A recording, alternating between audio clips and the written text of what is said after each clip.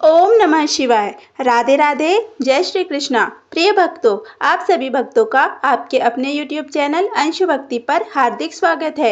होलिका दहन की आप सभी भक्तों को अनंत शुभकामनाएं। आज फाल्गुन मास शुक्ल पक्ष की चतुर्दशी तिथि सुबह 10:35 तक है। उसके बाद पूर्णिमा तिथि प्रारंभ हो जाएगी। इसी पूर्णिमा तिथि में होलिका दहन किया जाएगा। पूर्णिमा तिथि का समापन 14 मार्च को दोपहर 12:24 पर होगा। यदि आज आप कोई शुभ कार्य करना चाहते हैं तो राहु काल का समय जरूर नोट कर ले। इस समय कोई भी शुभ कार्य ना करें। आज राहु काल दोपहर 2 बजे से 3:29 तक रहेगा। प्रिय भक्तों, आज होलिका दहन है, इसीलिए होलिका दहन का शुभ मुहूर्त जान लीजिए। आज 13 मार्च 2025 को सुबह 10:35 से रात 11:29 तक भद्रा है।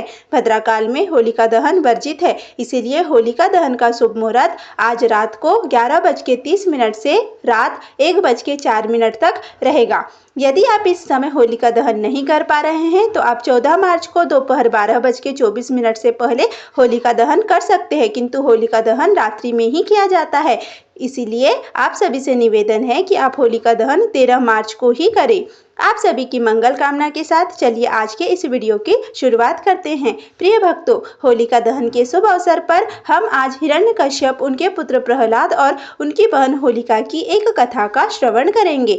बहुत पहले की बात है, राक्षसों का एक राजा था हिरण्यकश्यप। हिरण्यकश्यप ने कड़ी तपस्या करके भगवान ब्रह्मा से वरदान पाया था कि ना ही कोई इंसान उसे मार सके, ना कोई जानवर, किसी भी हथियार से उसकी मृत्यु ना हो, ना वो दिन में मरे, न रात में, न धरती पर, न आकाश में, न घर के अंदर, न घर के बाहर। हिरण्यकश्यप को अपनी ताकत का बहुत घमंड था। वह खुद को ही भगवान मानता था और अपनी प्रजा को उसकी पूजा करने के लिए कहता था। हिरण्यकश्यप का एक पुत्र था प्रहलाद। वह भगवान विष्णु का एक सच्चा भक्त था। उसने अपने पिता को भगवान मानने से मना कर दिया। उसके लिए केवल एक ही भगवान थे, भगवान विष्णु। हिरण्यकश्यप को प्रहलाद पर बहुत गुस्सा आया और उसने अपने सेवकों को उसे कड़ी सजा देने का आदेश दिया। हिरण्यकश्यप ने प्रहलाद को मरवाने के कई प्रयास किए, जैसे प्रहलाद को पहाड़ से गिरवाया, हाथियों से कुचलवाने की कोशिश की, उसके भोजन में जहर मिलवाया और अपनी बहन होलिका की मदद से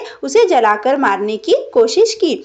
होलिका के पास वरदान था कि आग उसे नहीं जला पाएगी। उसने प्रहलाद को अपनी गोद में बिठाकर आग में प्रवेश किया। वह खुद जल गई, पर प्रहलाद को कोई नुकसान नहीं हुआ। ऐसा इसीलिए हुआ क्योंकि होलिका को वरदान स्वरूप एक वस्त्र मिला था। जब वह उस वस्त्र को ओढ़ती तब आग उसका कुछ भी नहीं बिगाड़ पाती, किंतु जिस दिन वह प्रहलाद को लेकर आग में बैठी, वह वस्त्र होलिका के ऊपर से उड़कर प्रहलाद के ऊपर चला गया। फलस्वरूप होलिका जल गई और प्रहलाद बच गया। प्रहलाद को भगवान विष्णु पर पूरा विश्वास था कि वह उसकी रक्षा जरूर करेंगे और ऐसा ही हुआ। प्रहलाद को किसी भी सजा से कोई नुकसान नहीं हुआ और भगवान विष्णु के लिए उसकी भक्ति और बढ़ गई। मान्यता है कि तब से ही बुराई पर अच्छाई की जीत के उत्साह स्वरूप सदियों से हर वर्ष होलिका दहन मनाया जाता है।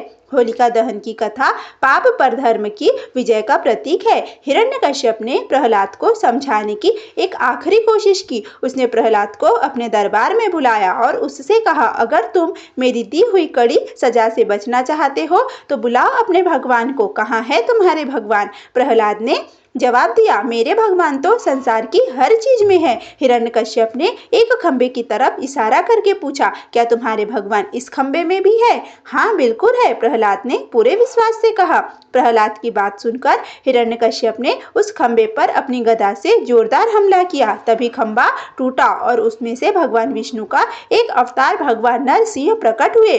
उनका चेहरा शेर का था पर शरीर इंसान का था। वो ना ही पूरी तरह इंसान थे और ना ही पूरी तरह जानवर। वह हिरण्यकश्यप को खींचकर महल की चौखट पर ले गए।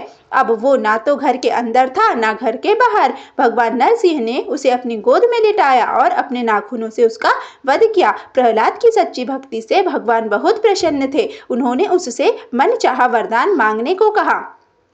प्रहलाद ने कहा, मुझे यह वरदान दीजिए कि मैं हमेशा आपकी भक्ति करता रहूं और हमेशा सच की राह पर चलूं। भगवान ने उसे यही आशीर्वाद दिया। प्रहलाद बड़ा होकर राजा बना और उन्होंने भगवान की भक्ति करते हुए अपने सभी कर्तव्यों का अच्छे से पालन किया।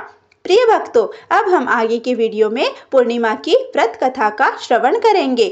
द्वापर युग में एक समय की बात है। माता यशोदा जी ने भगवान श्री कृष्ण से कहा, हे कृष्ण, तुम सारे संसार के उत्पन्न करता, पोषण तथा उसके संहार करता हो। आज कोई ऐसा व्रत मुझसे कहो जिसके करने से मृत्युलोक में स्त्रियों को विधवा होने का भय न रहे और यह व्रत सभी मनुष्यों की मनोकामना पूर्ण करने वाला है। श्री कृष्ण कहने लगे, हे माता, तुमने अति सुंदर प्रश्न पूछा है। मैं तुमसे ऐसे ही व्रत को सविस्तार कहता हूँ। सौभाग्य की प्राप्ति के लिए स्त्रियों को द्वात्रिंशत् अर्थात 32 पूर्णिमाओं का व्रत करना चाहिए। इस व्रत को करने से स्त्रियों को सौभाग्य संपत्ति मिलती है। यह व्रत अचल सौभाग्य को देने वाला और भगवान शंकर के प्रति मनुष्य मात्र की भक्ति को बढ़ाने वाला है। यशोदा जी कहने लगी कि हे कृष्ण, सर्वप्रथम इस व्रत को मृत्युलोक में किसने किया था, इसके विषय विस्तार पूर्वक मुझसे कहो। भगवान श्री कृष्ण कहने लगे कि इस भूमंडल पर एक अत्यंत प्रसिद्ध राजा चंद्रहास से पालित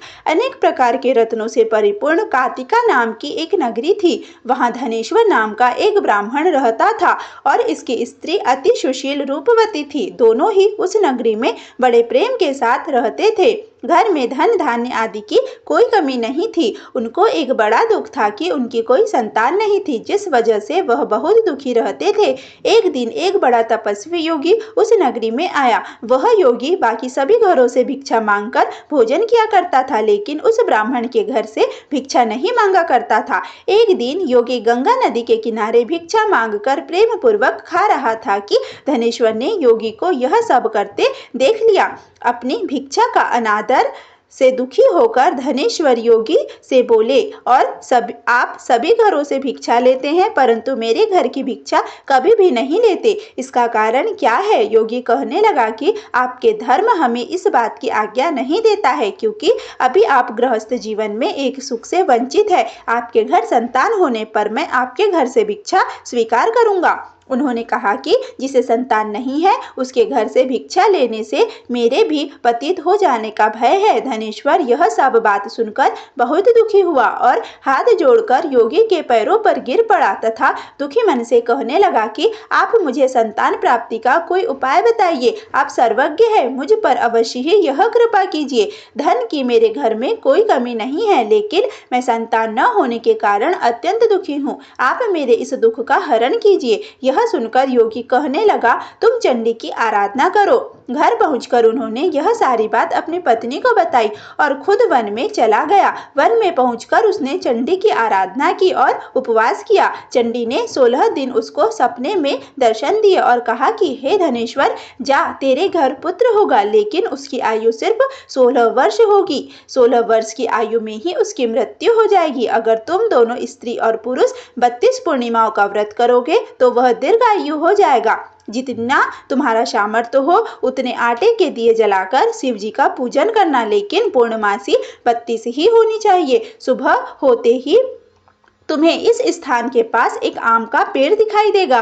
उस पर चढ़कर एक फल तोड़कर अपने घर चले जाना। अपनी स्त्री को इस बारे में बताना। सुबह स्नान होने के बाद वह स्वच्छ होकर शंकर जी का ध्यान करके उस फल को खा ले। तब शंकर भगवान की कृपा से उसका गर्भ ठहर जाएगा। जब ब्राह्मण सुबह उठा तो उसे उस स्थान पर आम का पेड़ दिखाई दिया और वह उससे फल तोड़ने के लिए चढ़ा, लेकिन वह पेड़ पर चढ़ नहीं पा रहा था। यह देखकर उसे बड़ी चिंता हुई। उसने भगवान गणेश की उपासना की और कहा, हे दयानिधे, अपने भक्तों के विघ्नों का नाश करके उनके मंगल कार्य को करने वाले, दुष्ट का नाश करने वाले, रिद्धि सिद्धि देने वाले, आप मुझे इतना बल दे कि मैं अपनी मनोकामना पूरी कर सकूं। इसके बाद वह पेड़ से फल तोड़कर अपनी पत्नी के पास पहुंचा। उसकी पत्नी ने अपने पति के कहे अनुसार उस फल को खा लिया और वह गर्भवती हो गई। देवी की कृपा से उसे बहुत सुंदर पुत्र पैदा हुआ। उसका नाम उन्होंने देवीदास रखा। माता पिता के हर्ष और शोक के साथ वह बालक दिन प्रतिदिन बढ़ने लगा। भगवान की कृपा से बालक बहुत ही सुंदर था, सुशील और पढ़ाई लिखाई में भी बहुत ही निपुण था। दुर्गा जी के कथन अनुसार उसकी माता ने 32 पूर्णिमाओं का व्रत रखा। जैसे ही 16वां वर्ष लगा, दोनों पति पत्नी बहुत दुखी हुए, कहीं उनके पुत्र की मृत्यु न हो जाए। उन्होंने सोचा कि अगर उनके सामने यह सब हुआ तो वह कैसे देख पाएंगे। तभी उन्होंने देवीदास के मामा को बुलाया और 1 वर्ष के लिए देवीदास को काशी में पढ़ने के लिए भेज दिया। 1 वर्ष के बाद उसे वापस लेकर आ जाना। देवीदास अपने मामा के साथ एक घोड़े पर सवार होकर चल दिया। उसके मामा को भी यह बात पता नहीं थी। दोनों पति पत्नी ने 32 पूर्णिमाओं का व्रत पूरा किया। दूसरी तरफ मामा और भांजा दोनों रात गुजारने के लिए रास्ते में एक गांव में रुके। उस दिन उस गांव में ब्राह्मण की कन्या का विवाह होने वाला था। जिस धर्मशाला में वर और बारात के बाकी लोग रुके हुए थे, उसी धर्मशाला में देवीदास और उसका मामा ठहर गए। उधर कन्या को तेल आदि चढ़ने के बाद जब लग्न का समय आया तो वर की तबीयत खराब हो गई। वर के पिता ने अपने परिवार वालों से विचार विमर्श करके कहा कि यह देवीदास मेरे पुत्र जैसा ही है, मैं इसके साथ लग्न करा दूं और बाद में बाकी सारे काम मेरे बेटे के साथ पूरे हो जाएंगे। ऐसा कहने के बाद वर के पिता देवीदास को मांगने के लिए उसके मामा के पास गए और उन्हें सारी बात बताई। मामा ने कहा कि कन्यादान में जो कुछ भी मिलेगा वो हमें दे देना।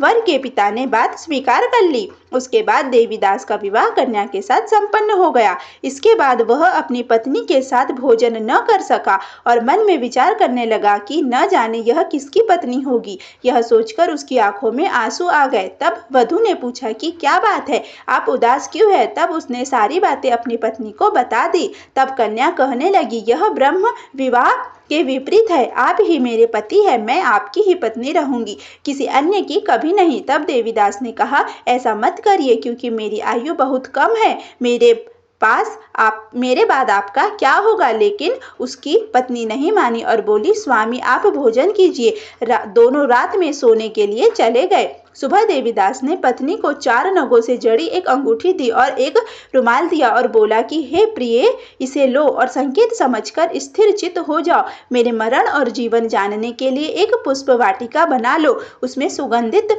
वाली एक नव मल्लिका लगा दो। उसको प्रतिदिन जल से सींचा करना और आनंद के साथ खेलो कूदो। जिस समय और जिस दिन मेरा प्राणांत होगा उस दिन यह फूल सूख जाएंगे। जब यह फिर से हरे हो जाए तो जान लेना मैं जीवित हूँ। यह समझाकर वह वहां से चला गया। इसके बाद जब वर और बाकी बाराती मंडप में आए तो कन्या ने उसे देखकर कहा कि ये मेरा पति नहीं है, मेरे पति वह है जिनके साथ रात में मेरा विवाह हुआ था। इसके साथ मेरा विवाह नहीं हुआ है। अगर यह वही है तो यह बताए कि मैंने इसके साथ क्या किया है। साथ ही कन्यादान के समय जो आभूषण मिले उन्हें दिखाए। कन्या की ये सारी बातें सुनकर वह कहने लगा कि मैं यह सब नहीं जानता। इसके बाद सारे बाराती भी अपमानित होकर लौट गए।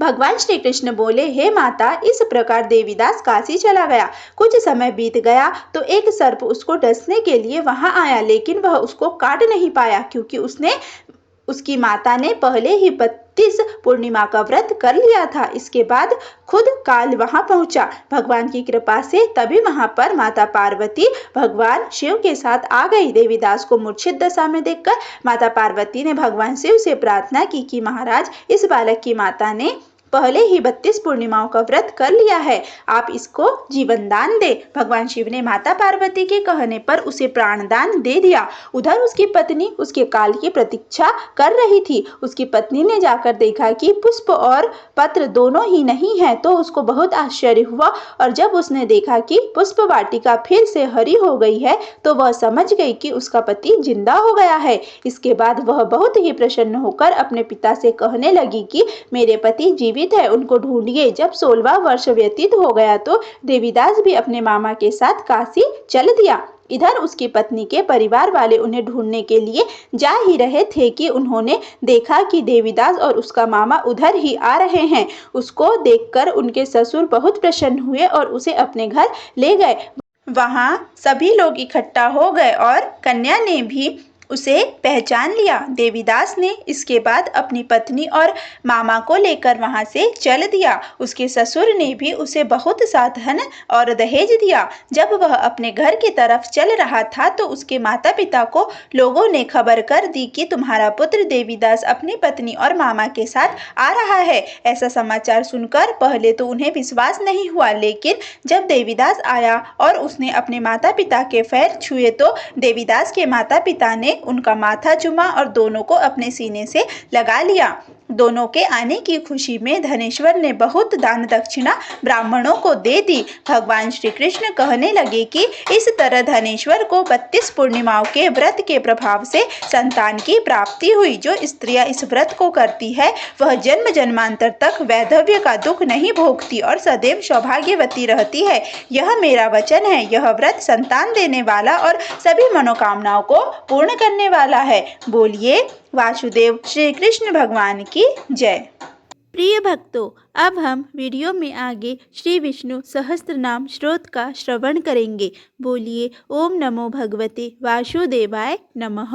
ओम विश्वम विष्णु वसिष्ठकारो भूत भव्य भवत प्रभु भूतकृत भूतभृत भावो भूतात्मा परमात्मा च मुक्तानां परम गति अव्यय पुरुष साक्षी क्षेत्रज्ञो अक्षर एव च योगो योग विदाम नेता प्रधान पुरुषेश्वरः नारसिंह वपु श्रीमान केशवः पुरुषोत्तमः सर्वः सर्वः शिवः स्थाणु भूतादि निधि अव्ययः संभवो भावनो भर्ता प्रभवः प्रभु ईश्वरः स्वयंभू शंभु आदित्यः पुष्कराक्षो महाश्वनः अनादिनिधनो धाता विधाता धातुरुत्तमः अप्रमेयो ऋषिकेशः पद्मनाभो अमर प्रभु विश्वकर्मा मनु स्वस्था स्तविष्ठ स्थवीरो ध्रुवः अग्राहा शाश्वतः कृष्णो लोहिताक्षः प्रदर्दनः प्रभुतः त्रिककुब्धाम पवित्रम मंगलम परम ईशानः प्राणदः प्राणो ज्येष्ठः श्रेष्ठः प्रजापति हिरण्यगर्भो भूगर्भो माधवो मधुसूदनः ईश्वरो विक्रमी धन्वी मेधावी विक्रमः क्रमः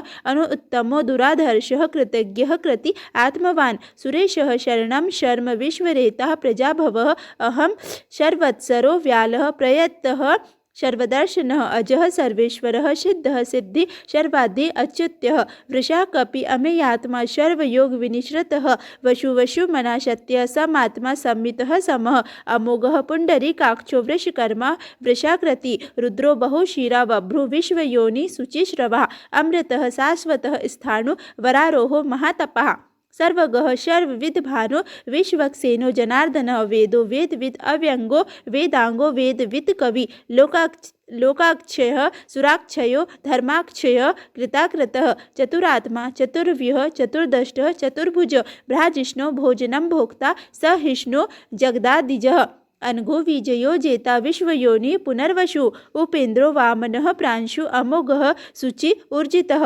अतीन्द्र संग्रह सर्गो धृतात्मा नियमो यमः वेदो वैद्य सदा योगी वीरः माधवो मधु अति इंद्रियो महामायो महोत्साहो महाबलः महाबुद्धि महावीर्यो महाशक्ति महाधृति अनिर्देश्य वपु श्रीमान अमेयात्मा महाद्रिधृक् महेशवासो महीभर्ता श्रीनिवासः सत्तां गति अनिरुद्ध शुरानंदो गोविंदो गोविंदां पति मरीचि दमनो हंसः सुपर्णो भुजगोत्तमः हिरण्यगाभः सूतपा पद्मनाभः प्रजापति अमृत्यो सर्वदृक् सिंह सन्धाता सन्धिमान स्थिरः अजो दुर्मर्शनः शास्ता विश्वश्रात्मा सुरारिहा गुरु गुरुत्तमो धामः सत्य सत्यः पराक्रमः निमिषो अनिमिषः स्त्रवी वाचपति उदार्धि अग्रणी ग्रामणी श्रीमान न्यायो नेता समीरणः सहस्रमूर्धा विश्वात्मा सहस्राक्ष सहस्रपाद आवर्तनो निवृत्तात्मा संवृतः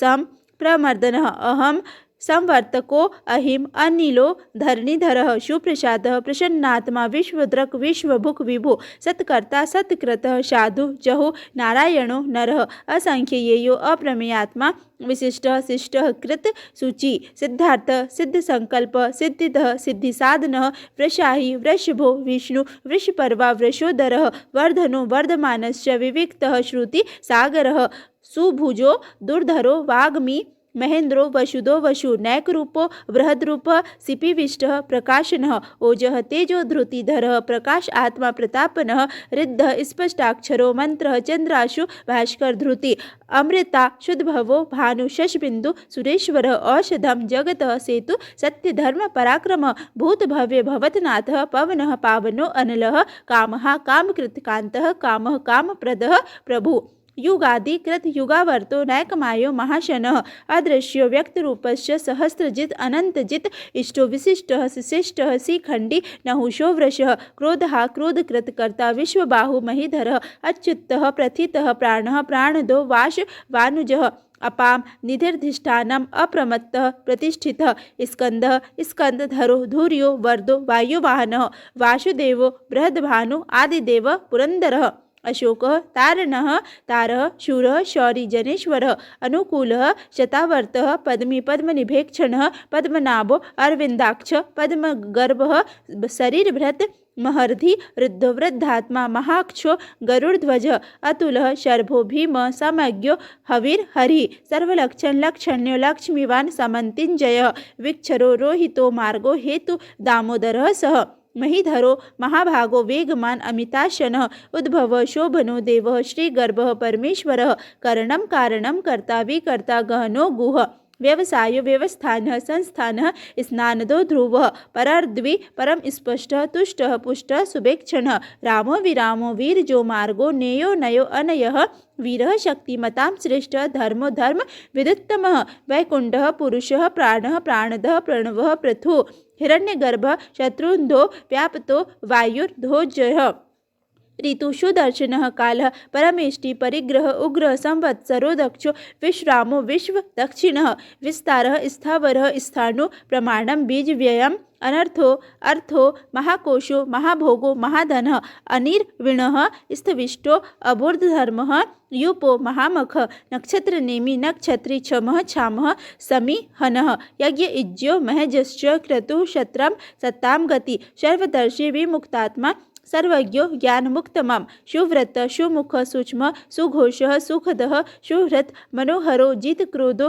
वीरबाहुर्विदारणः स्वापनः स्ववशो व्यापी नैकात्मा नैककर्मकृत वत्सरो वत्सलो वत्सी रत्नगर्भो धनेश्वरः धर्मगुप्त धर्मकृत धर्मी सदक्षरम् अक्षरम अभिज्ञाता सहस्रांशो विधाता कृत लक्षणः गवस्ती नेमि सवत्सः सिंहो भूत महेश्वरः आदिदेवो महादेवो देवेशो देवभृत गुरु उत्तरो गोपतिर्गोप्ता ज्ञानगम्य पुरातनः शरीरभृत भृतोक्ता कपीन्द्रो भूरिदक्षिणः सोमपो अमृततपः सोमः पुरुजित पुरु सत्तमः विनयो जय सत्यसंधो दाहर्षः सावतां पति जीवो विन इताम साक्षी मुकुंदो अमित विक्रमः अम्भो निधिर नात्मा महोदधिशयो अंतकः अजो महार्दः स्वभाव्यो जितामित्रः प्रमोदनः आनंदो नंदनो नंदः सत्यधर्मा त्रिविक्रमः महर्षि कपिलाचार्य कृतज्ञो मेदिनीपति त्रिपद स्त्रीदशाक्षयो महाशृंगः कृतांत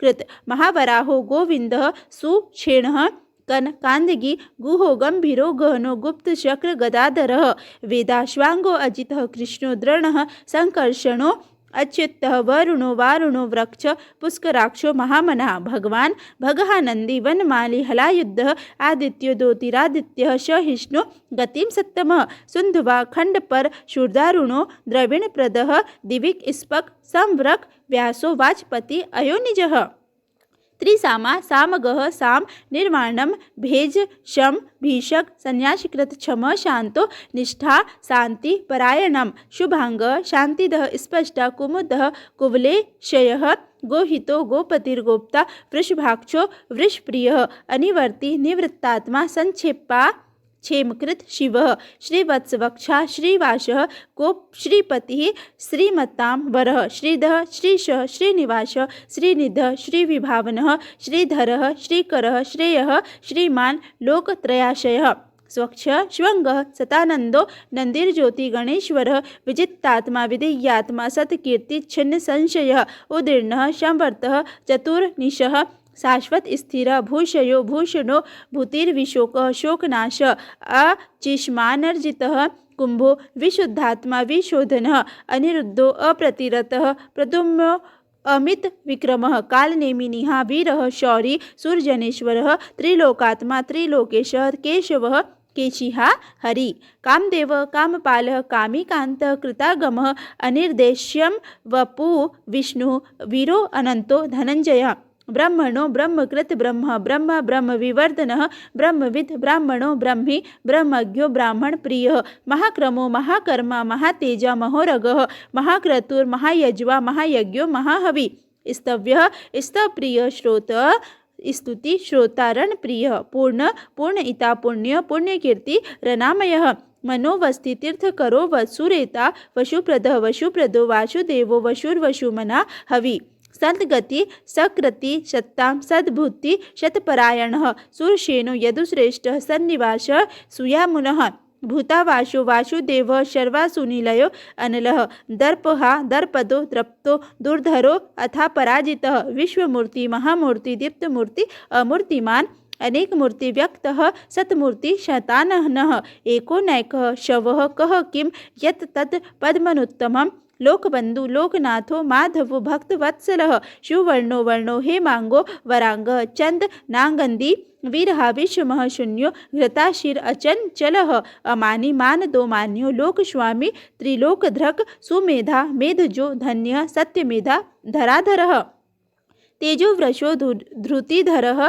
सर्वशस्त्रभृतांवरः प्रग्रहो निग्रहो व्यग्रो नैकशृंगो गदाग्रजः चतुर्मूर्ति चतुर्बाहो चतुर्व्यूह चतुर्गति चतुरात्मा चतुर्भाव चतुर्वेदा विवेकपात समावर्तो अनिवृत्तात्मा दुर्जयो दुर्तिक्रमः दुर्लभो दुर्गमो दुर्गो दुरावासो दुरारिहा शुभांगो लोकशारंगः शतंतु स्तंतुवर्धनः इंद्रकर्मा महाकर्मा कृतकर्मा कृतागमः उद्वः सुंदरः शुंदो रत्नाभः सुलोचनः अर्को वाजसनः श्रृंगी जयंतः शर्वविज जयी सुवर्ण बिंदु रक्षभ्य सर्ववागी सुरेश्वरः महाहृदो महागर्तो महाभूतो महानिधः कुमुदः कुरंदः कुंदः पर्जन्यः पावनो अनिलः अमृतांशो अमृतवपो सर्वज्ञ सर्वतोमुखः सुलभः सुव्रतः सिद्धः शत्रुजिन्न श्रुतापनः न्यग्रोधो औदुम्बरो अश्वत्थ चाणुरांद्र निषूदनः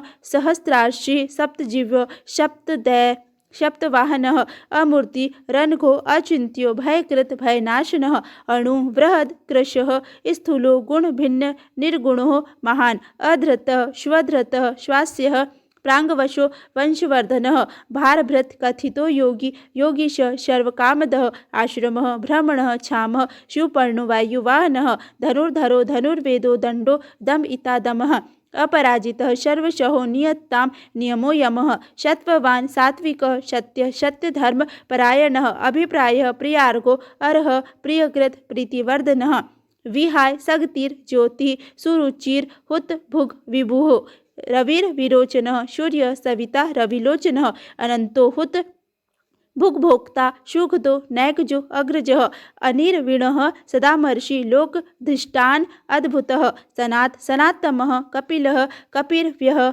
स्वस्तिदः स्वस्तिकृत स्वस्ति स्वस्तिभुक् स्वस्ति दक्षिणः अरौद्रः कुंडली चक्री विक्रमजित् शासनः सप्ताधिकः सप्तशः शिशिरः सर्वरीकरः अक्रूरः पेशलो दक्षो दक्षिण क्षमिणां वरः विद्वत्तमः वीतभयः पुण्यश्रवणकीर्तनः उत्तारणो दुष्कृतिः पुण्यो दुःस्वप्ननाशः वीरः रक्षणः शान्तो जीवनः पर्यवस्थितः अनंतरूपो अनंतश्री जितमन्यु भयापह चतुरुश्रो गंभीरात्मा विदिशो व्यादिशो दिशः अनादि भूर्भुवो लक्ष्मी सुवीरो रुचिदानंदः जन्नो जन्म जन्मादि भीमो भीम पराक्रम आधार निलयो धाता पुष्पहासः प्रजागरः ऊर्ध्वगः सत्पथाचारः प्राणदः प्रणवः पणः प्रमाणम प्राणनिलयः प्राणभृत् प्राणजीवनः तत्वं तत्त्वविदेकात्मा जन्म मृत्यु जरातिगः भूर्भवः स्वस्तिरुत्रतारः शविता